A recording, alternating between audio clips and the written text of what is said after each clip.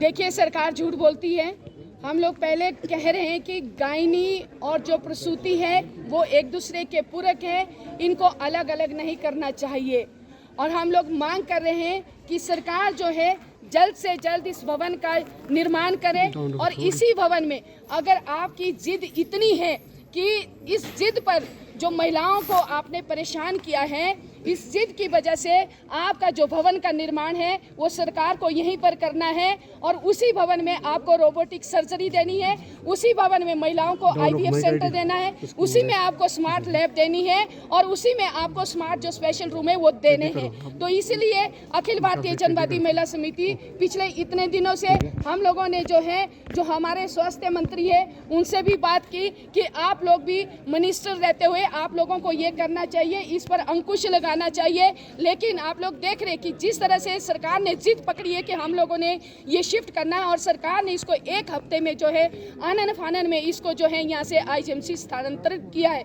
जब आप लोग देख रहे हैं कि महिलाओं को जो है यहाँ पर एक ही छत के नीचे यहाँ पर जो कमला नेहरू अस्पताल है उसका अपना जो यहाँ पर ब्लड बैंक है, उसकी जो अपनी यहाँ पर इमरजेंसी है, उसकी अपनी यहाँ पर OT है, अपने जो लैब है, सब कुछ अपना होते हुए भी फिर भी सरकार ये कह रही है कि यहाँ की जो मशीनें जो पुरानी है, अगर मशीनें पुरानी है तो आज तक क्या आप लोगों ने उन मशीनों को नहीं बदला? तो इसलिए हम लोग जनवादी महिला समिति के आज के इस धरने से ये कहना चाहेंगे, एक तो जो आप कह रहे हैं कि पुरानी मशीनें, ऐसा नहीं है। मशीनें अभी तक पड़ी है लेकिन उसके लाइसेंस जारी नहीं किए हैं। हम लोगों ने भी अल्ट्रासाउंड मशीनें देखी और ऐसा नहीं है कि महिलाओं के अल्ट्रासाउंड नहीं हो रहे हैं, महिलाओं के अल्ट्रासाउंड यहाँ पर हो रहे, इतनी सालों से हो रहे। 102 वर्ष पुराना ये अस्पताल है।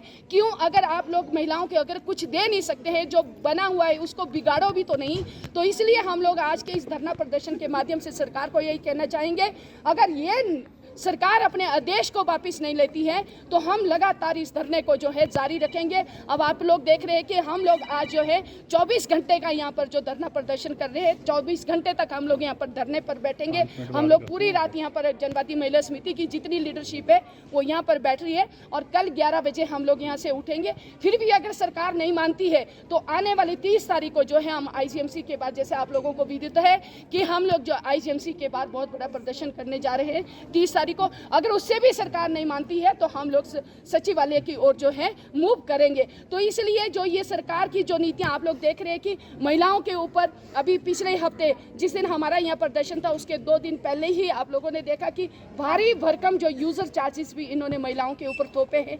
जिस तरह से जो खाने का जो डाइट चार्ट था 50 रुपये में मिलती थी वो 100 रुपये में कर दी है। जो OT के हैं वो रेट बढ़ा है, टेस्टों के बाकी सभी रेट, टेस्ट के जो रेट है वो बढ़ाए हुए सरकार ने। तो इसलिए आप बोल रहे हैं सेवाएं, तो सेवाएं आपको यहीं दे, तो ये इससे बढ़िया अस्पताल आपको कहीं भी नहीं मिल सकता है। और हम मांग कर रहे हैं कि इसी तरह के अस्पताल जो है आप लोगों को जिला के स्तर पर भी खोलने चाहिए। आपको ये डिस्टर्ब नहीं करना चाहिए।